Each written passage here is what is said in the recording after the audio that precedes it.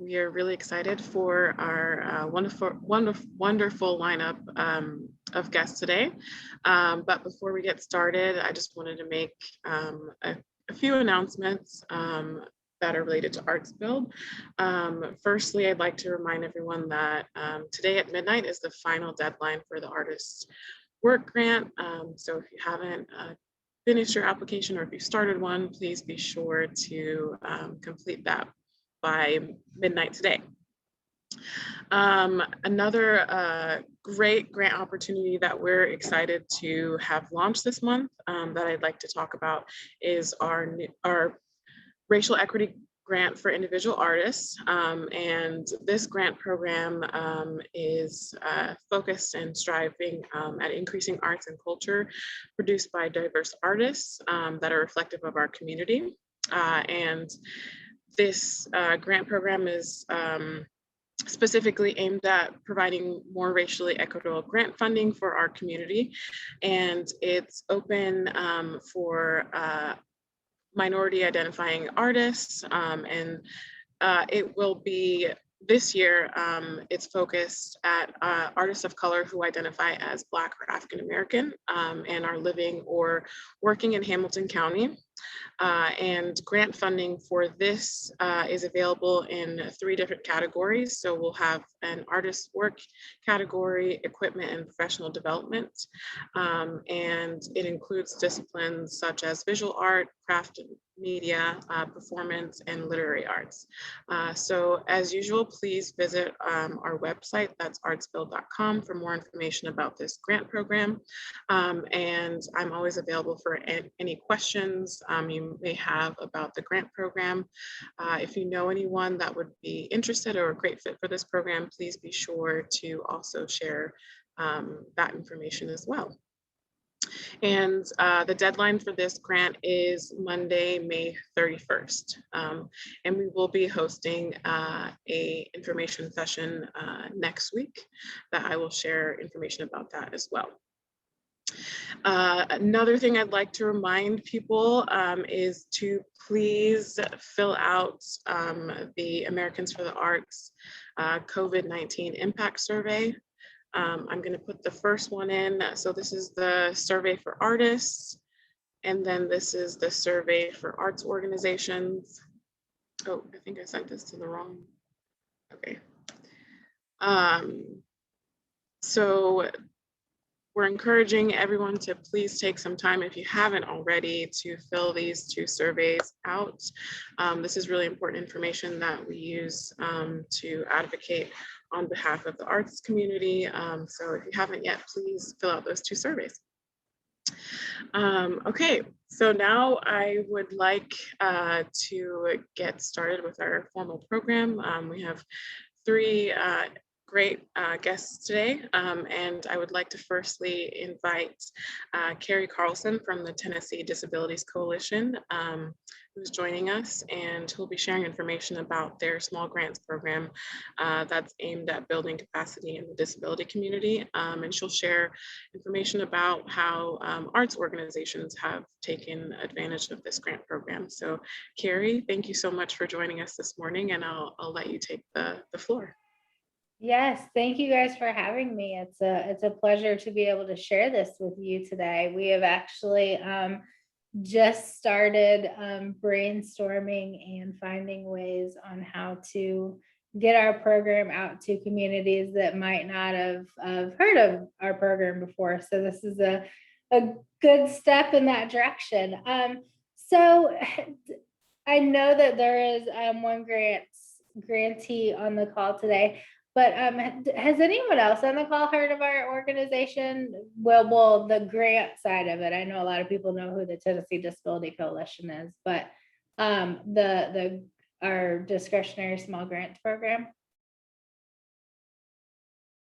No. Okay. So the Tennessee Disability Coalition, they have a biannual small grants program. So our spring cycle right now, we are in the middle of that. It is a 2-step process. So we open up funding, and our next round of funding, I will actually be posting that on our website and getting that ready at the end of August. And then I'm looking at my cheat sheet calendar here. And then the letters of interest will actually not be due until the end of September. So that gives you a long time to get those in. We do electronic filing through a platform called JotForm, and I have all that information on our website. But with being the Tennessee Disability Coalition, we understand that sometimes filing electronically is not possible for people. So then, if somebody reaches out to me, I can help them find a different way to apply for the program. We're very flexible in that sense. But it is based on building capacity within the disability community. And that does not have to be a program that already has capacity within their organization for people with different abilities. We really are, we love all of the applications that come through, but especially somebody who has an organization or they're just starting out. We have organizations that are just starting out, right? We might even be their first round of funding if they're funded. But to actually start building capacity within their organization, within the disability community. So we have a discretionary small grants review board, and that is made up of, we can have up to 9 volunteers for that board, and they are, I like to call my incognito group, right? Because we like to keep their identities secret, just so that they don't ever have to answer emails, or if they know somebody who's applying, they will actually, if they are affiliated with an organization, that review committee member will kind of step back, right? So that we don't have any conflicts of interest or what have you. But so they review the grants. I can answer policy questions. I'm that buffer for the grantees in our committee. But the funds are, we open it up to, it's $100,000 a year. And we do take grants up to 5 applicants for each cycle. So that organization could get up to $10,000. Yes, $10,000, and it's distributed in 2 payments. There is reporting. So our process goes letter of interest, and if you get through the letter of interest, we will ask you for a full proposal. And then the review committee then goes through the full proposals. And if you are funded, you get the part of the funds immediately. And then there is a 5-month review reports that we ask for. And then once that 5-month report is approved by the committee, sometimes there's some additional questions, just, if say you're, you don't put any, say you say in your proposal, your summary that you're serving a ton of people, but you don't put the number with it, right? They'll just come back and sometimes ask for, hey, can you just update us on that number? It's really simple questions. And then you get the second installment after that. And then at the end of your project, which it's a year-long grant, we ask for a final summary review. And both of those do require a budget outline, like what have you spent? Even if you have spent, $10 on something, right? We just need to know, because some projects, you can't start it until you get any of the funds. So we understand that sometimes it might not be, all that money might not be spent until the very end. So it's pretty simple. We love to ask so as I said, the standing review committee is made up of volunteers. we just brought quite a few new volunteers on. And that's one of the things that we ask our previous grantees if they would be willing to sit on that review committee, right? So then you're on both sides of it. And this cycle, we also have a board of directors for the small grants program.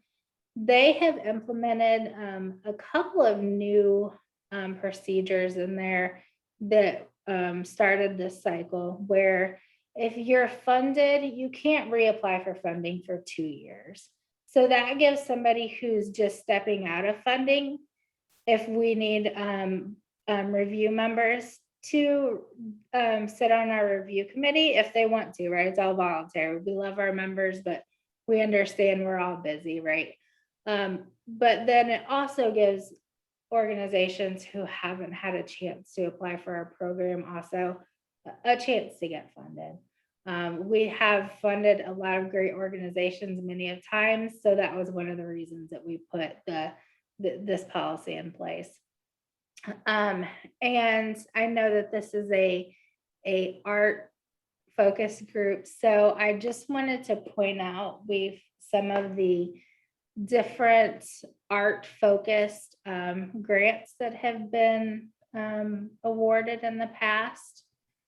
Let me see on here, and of course my computer went to a different screen. And a lot of times it's for equipment.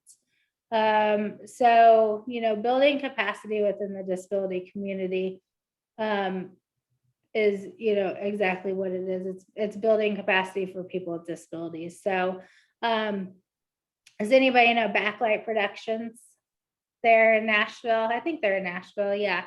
So they use the funding for equipment, right? They bought new equipment to make it to where their scripts were all text, right? Because sometimes that requires some different software.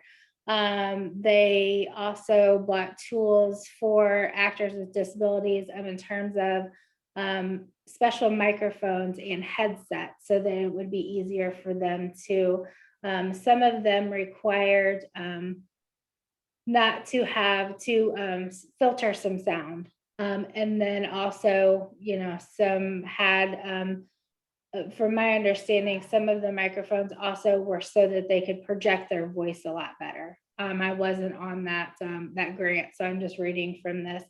But we don't fund salaries, right? However, in this particular case, they needed to bring somebody on staff to help the individuals with different abilities learn the scripts more, and also to help the teachers work with the different equipment. So that kind of thing is funded in terms of a salary, right? Because you're teaching them how to use the equipment and sustain the production of the further plays that they're going to put on. And I had one more on here. We have a lot of them that have been funded. Let me see. Oh, one that I'm excited about, right? Because I like to golf. So Old Fort Golf Club there in Nashville, they have used the funding. They now have an accessible golf cart. They're one of the only places in the state of Tennessee that have an accessible golf cart. So that's just one that I always like to kind of bring out. Of course, like I said, I like to golf. So and oh, here we go. I'm so sorry, you guys. I had this and then I had to scroll, but we've got a ton of them on here. Carrie, do you mind, while you're looking through, if we open it up to questions? Please, yes. Okay. So if anyone has any questions specifically for Carrie, please feel free to either pop them in the chat box or unmute yourself.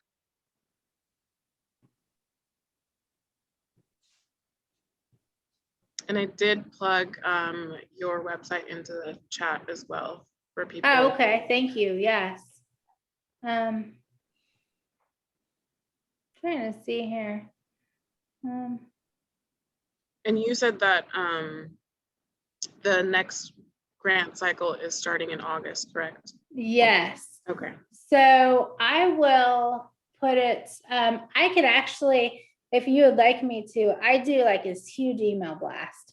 And I like to send it to people because, you know, some people forget sometimes and our, and sometimes stuff's hard to find on our website and that's just I'm trying to fix that. That's what I'm trying to say.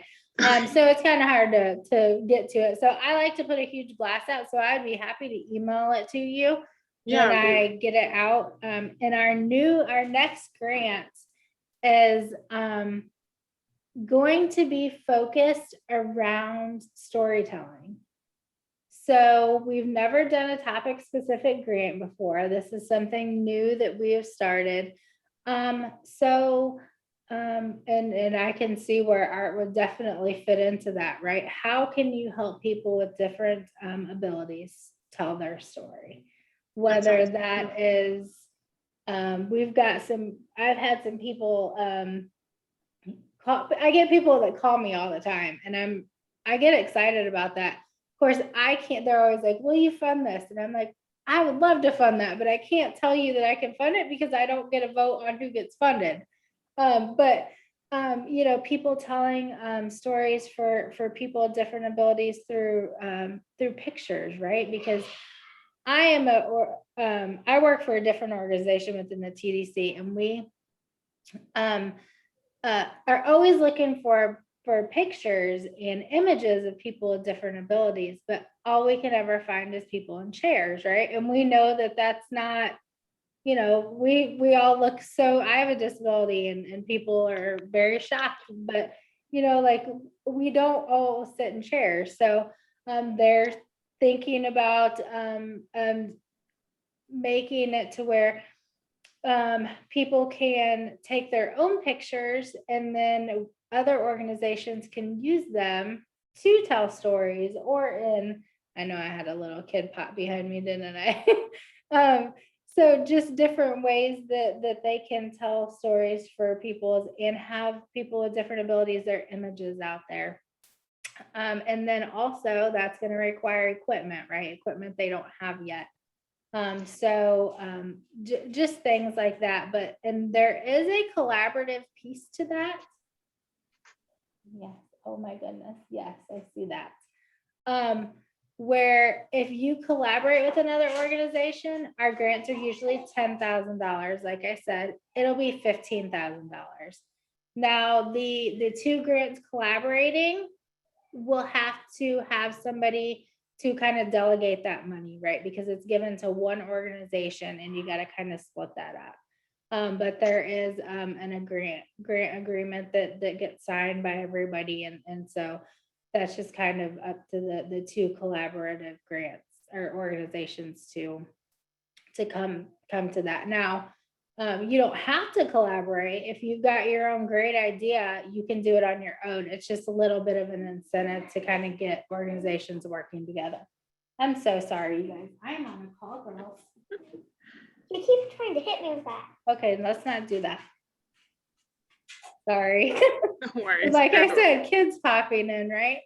And does anybody have any questions? I'm not, so I know that I was trying to find the name of the other organization, but they used it to purchase equipment for people with different abilities that need different brushes, or I know it was lowered easels, finding different ways for people to paint, and accessible cameras for photography. So it was a bunch of different ideas that came together.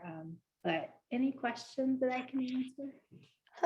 I have one. Hi, my name is Alyssa. I just joined. But do y'all have anything for like sensory stuff? Because I personally, like, it took a while for me to get back into painting because I have a onset neurodisability. But Okay. but like Yeah, go ahead. Did y'all do anything like, because I had to put like stuff in like a bag and like figure out the textures and different stuff like that? I don't know if y'all have thought anything about that or. So we just fund the grants. We're not, we don't come up with the ideas or anything like that. Oh, okay. But that would be something that, Miriam, I am going to get you the name of that art organization. I don't know why. So I have an eye disability. So sometimes scrolling back through things is really why I can't find it right now. But I will get that to you because I think that they had some sensory type things that was with their grant. And I know that COVID has brought different things to different people, unfortunately. So I will make sure that they are still using that stuff and working with it before I email it out to you also. Okay. And that's another thing we do too. We make sure we keep up with our grants and we highlight them on our website. So Great. Well, thank you so much. I didn't see any questions in the chat. Thank you so much, Carrie, you're for joining welcome. us and for providing question. this information. Oh, someone has a question. Go Yes. ahead. I do see Sweden. Now,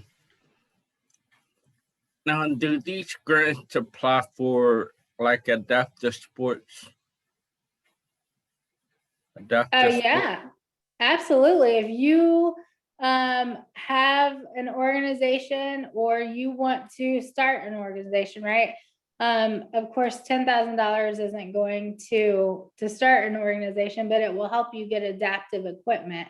If that is an idea that you have, that is something that I can't say 100% would be funded, but it sounds like something that our committee would like to hear about, just like the golf cart, right? So that was an adaptive golf cart, but adaptive equipment. I've had several recreational facilities contact me because they want to make their playgrounds more accessible. So and that's something that it's exciting. So we don't have anything like that, but if that's something that you want to get into and you'd like to apply for funding, that sounds amazing. That makes a whole lot of sense. Really, I do want to get into it, but I go through other foundations to do those type of sports like adaptive racing and adaptive rock climbing, things in that nature. So that's right up my alley. Okay, yeah. And I mean, if you have, and I'm putting so I've got email address for the small grants program that I'm actually putting into the chat right now. And if you want, if you've got an organization that they need a different equipment, new equipment to build capacity within their organization for something that they don't have yet, right? Like the golf cart. I would be happy to put their name on that list too. Or if you want to send me your email information and send you the grant information when it comes out in August. Great. Thank you. All right. Thank you. Thank you, Carrie. Yes. Any last questions before we move on to our next speaker? Okay. Well, thank you so much for sharing. Is there a list of suggestions for equipment purchases? We had one question. There's not, because it's such a wide range of things that have been funded. It really, we've had doctors' offices use it to develop brochures. We've had National Kidney Foundation, they're developing PSAs, so they bought audio and video equipment. We've had it really, there's no limit. The only thing that we do not fund is fundraisers. And you know, if you want to put on a fundraiser, you know, they won't fund that because that's at building capacity, right? So really it's the options are endless. You know, if you've got a great idea, apply. Because it doesn't even have to be equipment, it's just building that capacity within the disability community. Okay, I don't see any other questions. Thank you so much, Carrie. It was so wonderful to have you and to hear about this great grant opportunity. And I hope the folks on this call are able to get in contact with you and ask you any further questions. And we'll be sure to send out the announcement of your grant opening in our Arts Builds newsletters and website as well. All right, Great. next. Thank you guys so much. Thank you. All right. Bye. Bye. Next, I would like to invite Lana Little. And Lana is joining us from Signal Centers. She's the Director of Assistive Technology there. And she's going to be sharing information about their assistive technology services that connect individuals with disabilities to devices, resources, and trainings to help them navigate the world more independently. So Lana, welcome and thank you so much for being here. Okay, good morning, everyone. Thank you for inviting me. I see some familiar faces I haven't seen since pre-COVID, so it's good to see everybody. At Signal Centers, we have a lot of different programs under one big umbrella, but I am Director of Assistive Technology Services, which can move into a lot of different areas. We work with individuals of any age with any disability. So we work with babies all the way up to one of our oldest clients is 102, and anything is possible is our motto. We just have to find the right kind of adaptations. So we use everything from 3D printers to create modifications if something's not available, to something as simple as we had a gentleman who played guitar, but he had a lot of problems with arthritis, and his hands were basically where he couldn't hold his guitar pick anymore. So just as simple as mounting a guitar pick with a screw on a dowel rod, basically, and he was able to play guitar again without having to worry about dropping his pick. So we come up with a lot of creative solutions so people can continue to do what they love. They may do it a different way, and sometimes it takes a little more training than others, depending on how complicated our adapting can be. We try to keep it simple. That's the key. There's a lot of technology already out there that people just aren't aware of, because it's not like you can go to Walmart and pick it up. You know, you have to know which specialty companies carry which things. But there's a lot of different ways to adapt any kind of either, you know, work-related, school-related, or activity, you know, recreation activities. And art is one of the things. Over the years, we partnered with several groups around the city. We had an art in the dark night at Hunter Art Museum, so people could tactily experience art. They could also use sound and smell. So we introduced a lot of people that came through that night with art in the dark to use other senses. We serve about 400 to 500 clients a year, and about 60% of our clients are blind or visually impaired. So we tend, because there's not a lot of other places in our area, or any in our area actually, that specialize in blindness. So we do have a lot of different offshoots from support groups that we have. We have adjustment to blindness groups, which one of them, just during COVID, we had one group, but it sprouted to 4 different groups. And one of them, the participants in there had a real interest in theater. They called themselves Brand New Shoes. They meet on Friday afternoons. And it was several of our clients who had come through, learned computer access, telephone access. They had literally been sitting at home doing, you know, nothing, just kind of walled in and not socializing anymore. But after they learned phone access, computer access, and learned some safe travel skills, they got out there and rediscovered that they had a passion for theater. So their plan is within the next year, they've been practicing together and bouncing ideas off each other, and they've written a play.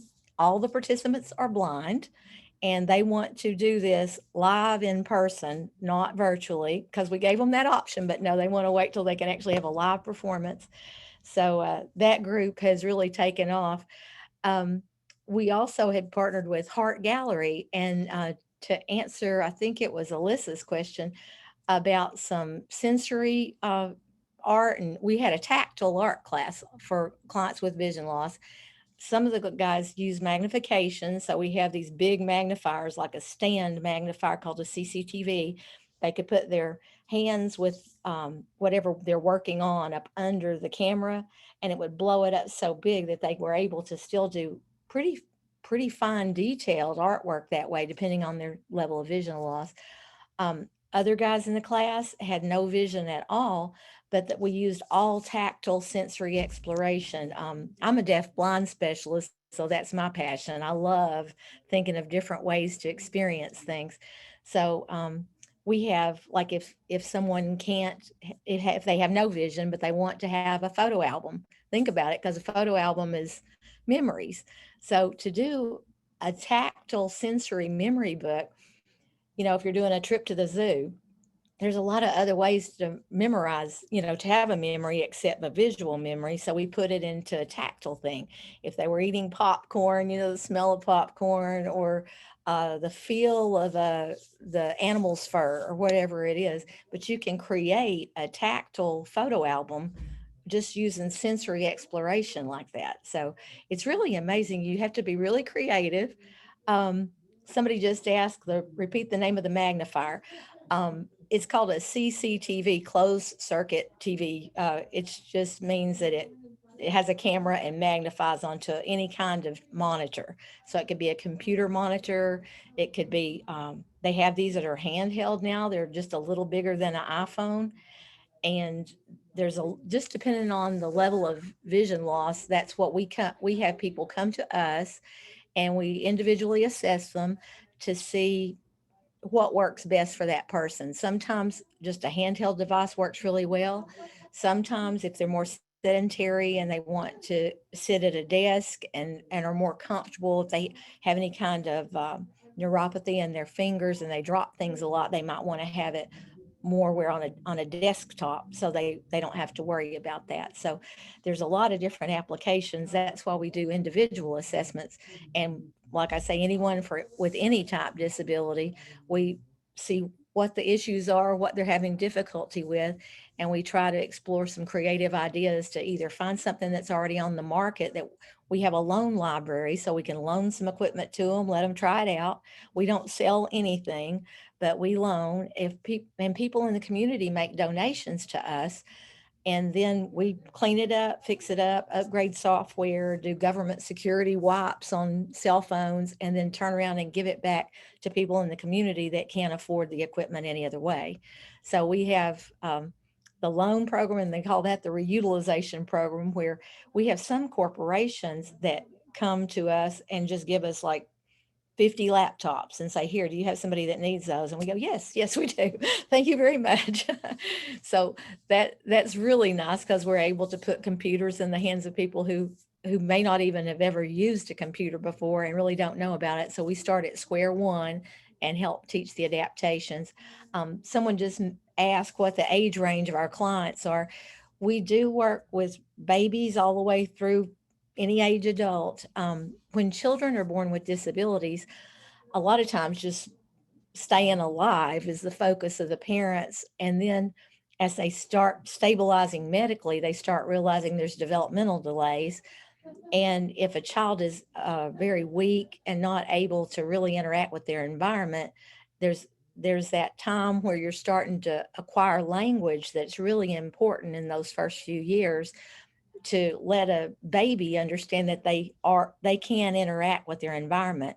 So what we do, we use different kind of switches, and like the talking and dancing furry toys, where you can activate them, where you can push the button in the hand or the foot, and the dancing dog will sing and dance. And you know that way a child that can do that would know that they can effectively push the button and make the dog sing and dance. But if they're unable to do that, we take modifications. And even like with small babies, this can be done. Usually there are some pre-made switches that you can do a chin switch. If a child's paralyzed, you can do all kinds of switches, a foot switch, even you can do eye gaze controls even. But we had one baby particularly, it was particularly weak, had really weak hand strength. And one of our creative design engineers, Ezra Reynolds, he's brilliant. He came up with a switch that he made out of aluminum foil and wiring, where the baby only had a tiny tap of the aluminum foil between his fingers, and it activated the toy. So that's what adaptive switch access is like, the beginning of learning. Once the child learns they can interact with the environment, then you can take a switch, connect it to a communication device if they're nonverbal, and it produces a voice for them. Or you can hook it to a computer. I mean, we've got people that we work from the time they were babies all the way through grad school, and they graduated with master's degrees, and that's the technology. You start with the switch, connect it to a toy, move it up to communication device or computer, and just keep going. And once they learn switch technology, whatever means they access that switch, if it's with a foot, an elbow, a chin, or however they can do it, it just opens the world up to them. So everything we do is pretty unique, and we really enjoy what we do. I've got 3 technicians. One of the ladies, she specializes in communication devices for children who don't produce speech. We do a chatter camp every summer. We've got the first week of June, where we bring children from all over the different surrounding counties, where they may be the only student in that school that doesn't speak but uses a communication device to produce speech for them. And every one of the kids, they all use communication devices. So it's kind of neat for the children. They can socialize with kids who communicate the same way as they do. And it's grown to a point where we have 3 full classrooms of kids coming this summer. So they range in age from, I think the youngest is 5 and the oldest is 12. So we divide them into the appropriate age groups and different kind of communication devices that they use. We also are doing 3 weeks of summer camp for children with vision loss, and we're partnering with Tech Goes Home to give them free Chromebooks, and we're teaching the vision students on how to use the Chromebook with voice control. 2 of my instructors are blind themselves, so they are going to teach the kids about all kinds of voice controls and how to also use apps on their iPhones and smart devices. And we've got elementary camp, teen camp, and young adult camp this summer. And also incorporating art into those camps, because obviously when we're working with the kids with vision loss, we're going to be going a different direction, more of a sensory approach with all the arts and crafts that we do with that group as well. So I love to ask for volunteers. So if anyone's got wonderful art talent you want to share with our group this summer, you are more than welcome to contact me, because I'm always interested in bringing the community in and giving our kids more exposure, because a lot of times they live in their little cocoon and it's harder for them to explore in a lot of ways. We have one lady who's a florist here in town. She's going to teach flower arranging. And I think that's interesting. This is an experiment. We do cooking classes with the elementary teens and the young adults. And we taught braided pizza last year, which was very tactile to let them make their own pizzas and show them how to braid it. So we just do a lot of different things. Next Thursday is Global Accessibility Awareness Day. It's an international celebration. And I wanted to invite all you guys. We're sponsoring our 3rd annual Accessibility Summit. Our keynote speaker this year is blind himself. He's a blind architect, and he's an instructor in accessibility from UC Berkeley. So we got some pretty heavy hitters at the lineup, but it's if you just go to our website, it's www.signalcenters.org and look for Accessibility Summit. You can click the registration link, and we're also giving CEUs this year. It was going to be for charge. It's a Zoom conference, but we got a last minute, really nice donation from one of our funders.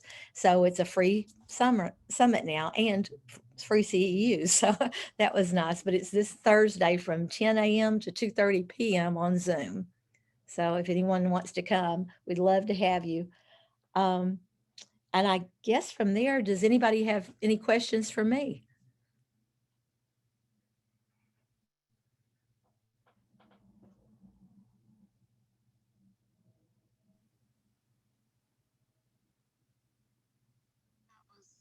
That was a lot of great information, Lana. Thank you for sharing that. And I tried to find on your website about the summit to plug it in there, but I wasn't able to find it. But do you want to throw in your contact information if anyone's interested in volunteering with your summer camp?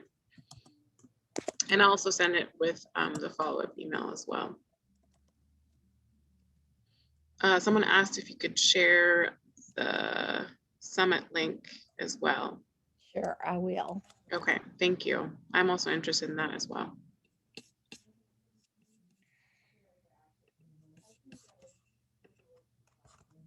Thank you so much.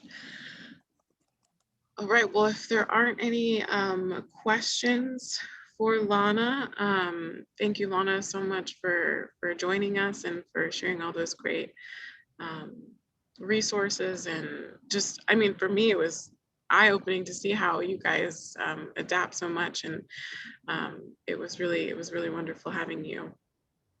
Thank you. Thank you so much.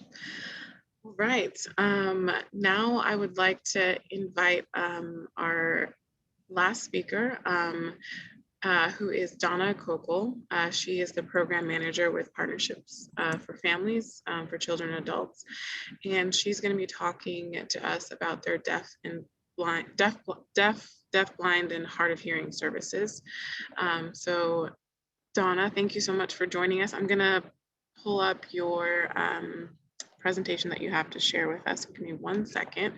But if you want to go ahead and introduce yourself, and while I'm doing that. Thank you, Miriam, and thanks for inviting me here. My name is Donna Cokel, and I am the program manager for our Deaf Services department here at Partnership for Families, Children, and Adults. Just have a little bit of information to share with you regarding our program.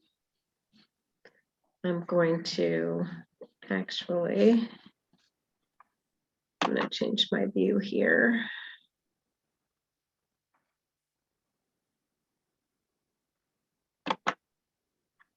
All right.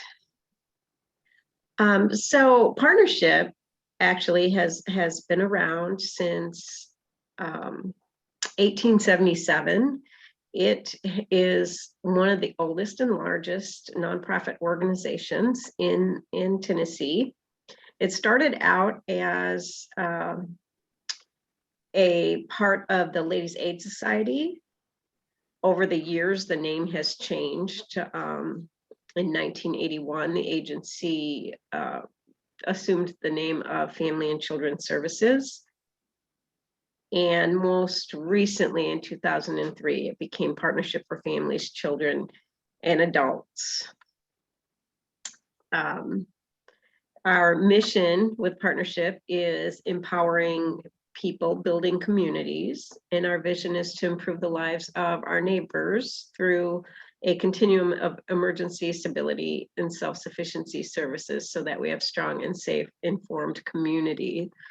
Some of the other services that we offer besides deaf services are building stable lives, which can be anybody that's experiencing any kind of homelessness, things like that, that they need help finding a job, finding housing, that kind of thing. We have a thrift shop called Cause Cloth that funds many of our programs. We have an elder services department, a senior volunteer program, the River City Youth Collective, which is for youths that are in foster care or aging out of foster care, just to teach them some independent living and to help them to get out on their own. And then also our victims support services, which provides an emergency shelter and services for individuals that are victims or survivors of domestic violence or sexual assault. You can go ahead and switch slides, please. So our deaf services program has been here since 1974. We serve 21 counties in Tennessee and 4 counties in North Georgia. Pam Smith is the program director. I'm the program manager. We have a scheduler for our interpreter business, and we also have staff interpreters and contract interpreters. Slide switch, please.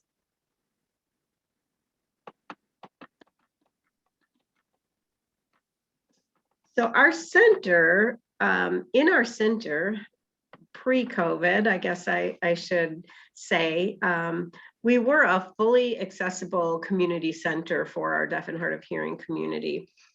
We have a community center game room, which has a pool table and a ping pong table and board games and just kind of a place to commune and socialize, which was accessible anytime of the day or any day during the hours that we were open.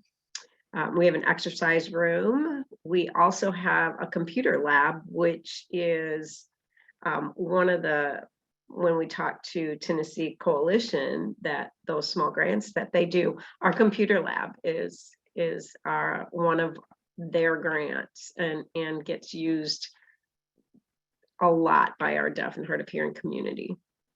We also have a classroom that we're able to provide workshops and educational events. And we also have our interpreting department within our center. Some of the things that we do, we have monthly events, social and educational events.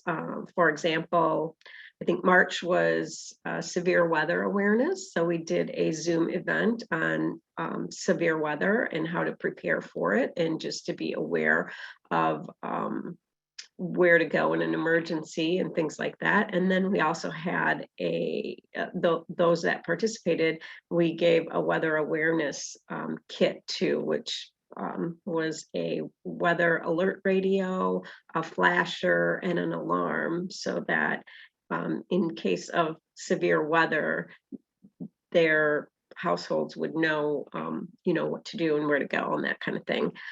We have social events also. Last month we had grow your own herb garden. So we taught folks how to grow an indoor herb garden. And that was a lot of fun. And we're getting pictures now back from the folks that did start the herb gardens, and they're growing amazingly. This month in May, we're doing a spring wreath making. We're going to teach people how to make a wreath for their door. We also have advocacy services. We work with a lot of different agencies like FEMA and TEMA and TVA. We work with their disaster drill programs. We help them as far as how to do their captioning, when they need to hire an interpreter, things like that, advocating for the deaf community in that sense. We have also educational workshops like parenting workshops, budgeting workshops. Those are all either conducted in ASL, or we have ASL interpreters present so that they're accessible for our deaf and hard of hearing. We do financial assistance if people need help with their rent or their utilities or things like that. That's something that we have some grant money that we can use for those things. We do referrals to other agencies. Obviously, the services that we provide here are limited, but if there is a service that is needed, we can refer to other agencies in the community. Housing, counseling, food vouchers, furniture vouchers, things like that, whatever the need might be. Educational workshops, we talked about job readiness training. We do anything from teaching somebody how to do a resume, fill out an application. We do mock interviews with folks to help them prepare for an interview, soft skills, how to just things like ethics and things that they need to know to get employment and retain employment. We also do employment services like job searches, job placement, job retention, things like that for our deaf community. We have a full staff professional interpreter department, which we interpret for medical, legal, social, educational, pretty much any interpreting situation. And then we also do social gatherings like Zoom. Pre-COVID, we would have the community members come to our facility and we would provide a meal, and maybe it was a holiday gathering or something like that, and just so that they could socialize and be around each other. Deafness in itself can be very isolating, so it's one of the ways that we were able to bring the community together. Then also we have a monthly newsletter that's put out with information that is geared towards deaf, blind, hard of hearing, and just community in general, so that they're kept aware of what's going on in the Chattanooga area and the surrounding areas. And one other thing that we do here is we have a grant from the Office on Violence Against Women, and the grant is to plan and establish a program for deaf and hard of hearing survivors of domestic violence. So that's something else that we're working on, and should be hopefully up and running in the next maybe year and a half, we're hoping. Switch slides, please. So we are the only nonprofit interpreting agency in this area. And the reason that that is important is because we can provide professional interpreting services at a reasonable and competitive cost to our vendors, same as a for-profit interpreter agency. However, all the fees that are generated from our interpreting services are funneled back into our programs.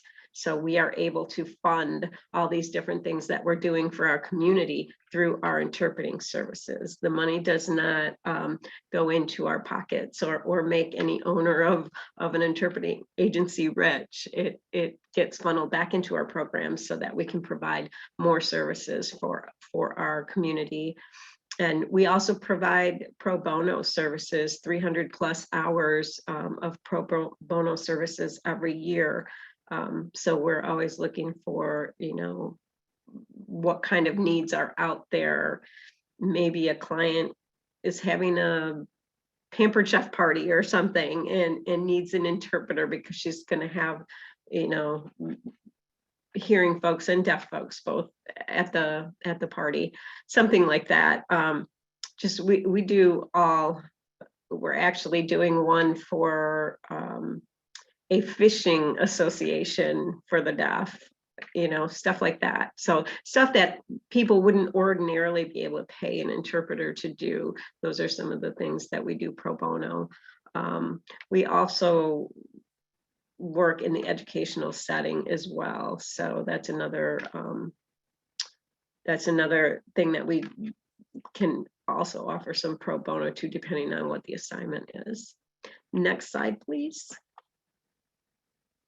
So deaf culture art, we have not gotten into that yet, but it is definitely unique to the to the culture. If you notice some of the pictures that I have up here, it stems from the culture, the history, their life experiences, things like that.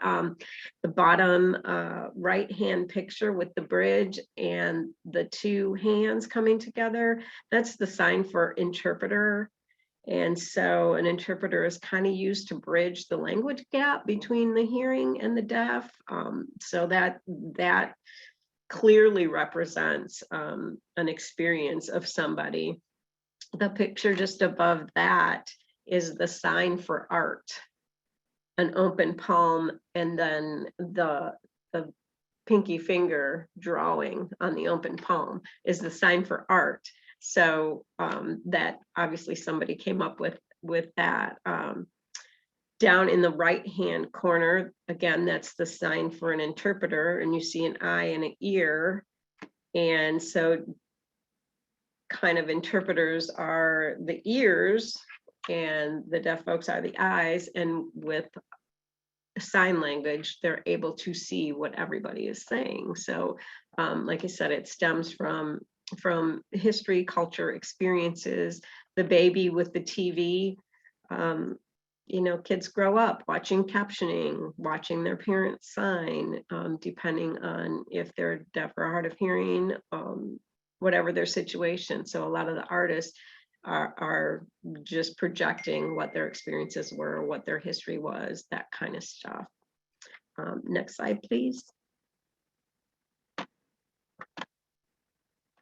So art is not anything that we really delve into here at Deaf Services. However, we know the potential is great in this area.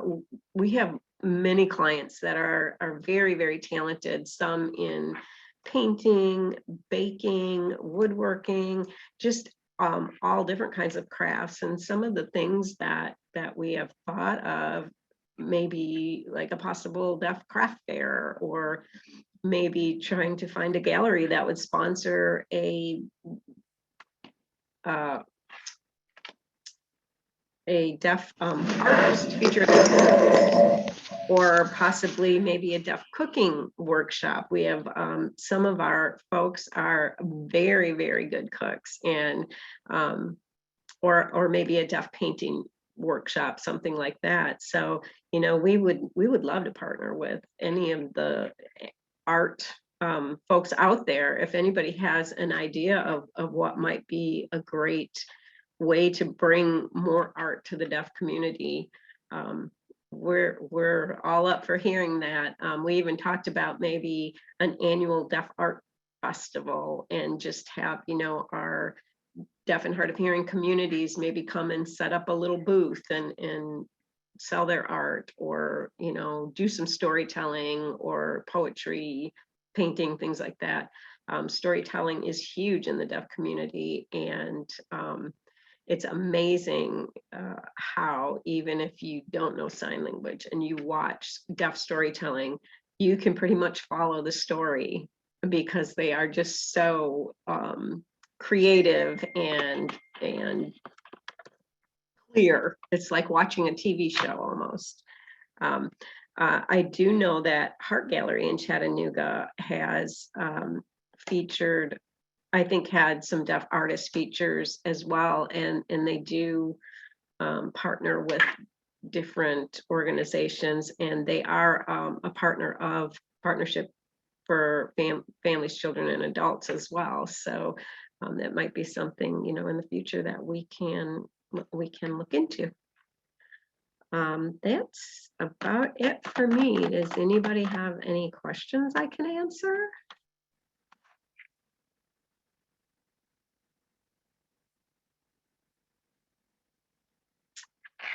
Oh, I can do that. I'll just quickly put that in the chat. Thank you for sharing your contact information, Donna. No problem.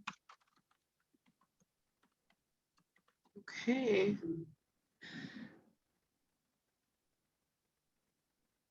Does anyone have any other last questions before we wrap up? Great information, Donna.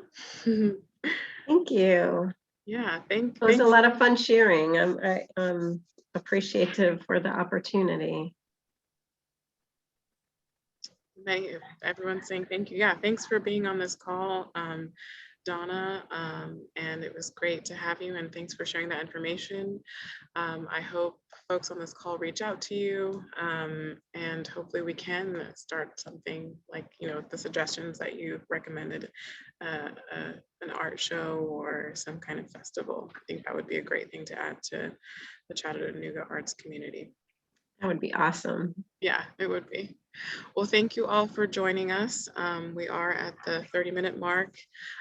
This recording will be posted to our YouTube video for you to share, or if you want to go back and find any other information. And I will also send a follow-up as well with a recording and any resources such as your PowerPoint slide that you have shared. So thank you everyone for joining us, and we look forward to seeing you guys next month. Thank you, everyone. Thanks. Bye.